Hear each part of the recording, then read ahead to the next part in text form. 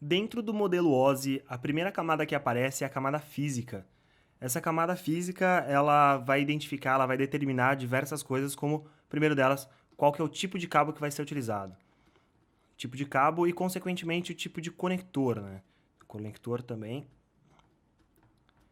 que vai ser determinado dentro da camada física, porque toda a ideia de um modelo OSI é fazer com que uma máquina consiga se comunicar com a outra máquina.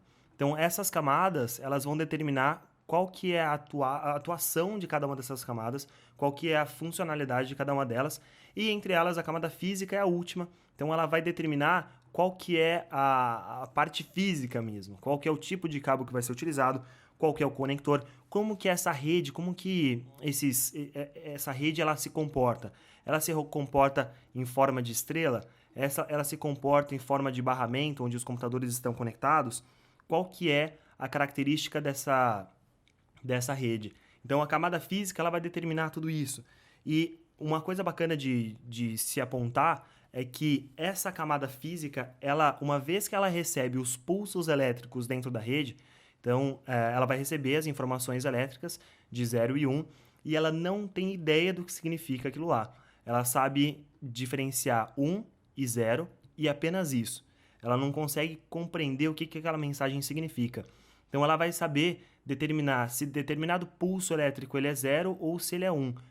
Consequentemente, ele está em um protocolo, ele está normalizado, existe um padrão que determina quando que ele vai compreender aquele pulso elétrico como 1 ou quando ele vai compreender aquele pulso elétrico como 0.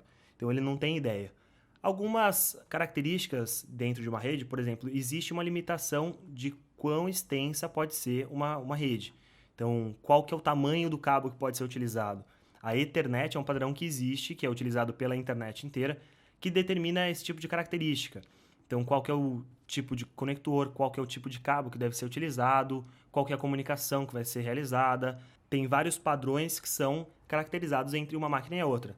E, por exemplo, existe uma máquina, existe um device que aparece dentro da camada física, que é o repetidor. O repetidor, quando a conexão ela é muito longa, vou colocar aqui, ó, repetidor.